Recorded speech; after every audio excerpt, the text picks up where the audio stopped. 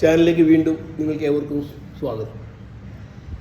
ഇന്ന് നമ്മൾ പ്രധാന വിഷയം വെഹിക്കിൾ യൂസ് ചെയ്യുന്ന എല്ലാവരും അറിഞ്ഞിരിക്കേണ്ട ഒരു കാര്യമാണ് ഫാസ്ടാഗ്.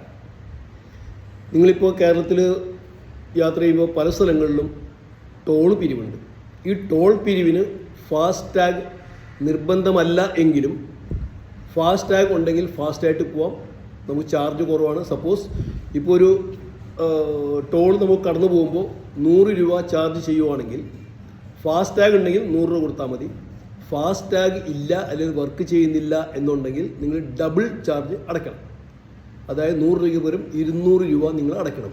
എന്നാൽ ഇപ്പോൾ പുതിയ ഒരു റൂൾ വന്നിരിക്കുന്നത് എന്താണെന്ന് വെച്ചാൽ, നിങ്ങൾ ഫാസ്ടാഗ് ഇല്ലാണ്ടിരിക്കുകയോ അത് വർക്ക് ചെയ്യാണ്ടിരിക്കുകയോ ചെയ്താൽ നിങ്ങൾ ഓൺലൈൻ പേയ്മെൻറ്റ് ചെയ്യുവാണെങ്കിൽ 100 രൂപയ്ക്ക് 125 രൂപ അടച്ചാൽ മതി.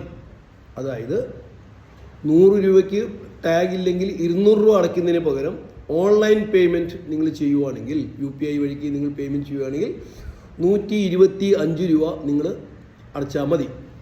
അപ്പോൾ അത് ഒഴിവാക്കുന്നതിന് കഴിയുന്നതും നിങ്ങൾ ഫാസ്ടാഗ് തന്നെ ഉപയോഗിക്കുക.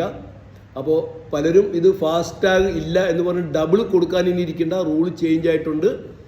നിങ്ങൾ ചോദിക്കുക, അവർ ഡബിൾ ക്ലെയിം ചെയ്താൽ നിങ്ങൾ പറയുക നിങ്ങൾ ഓൺലൈൻ പേയ്മെൻറ്റാണ് ചെയ്യുന്നത്. ഓൺലൈൻ പേയ്മെൻറ്റ് ചെയ്യുന്നതിന് 125, അതായത് പിഴ ഉള്ളത് 25% ആണ്.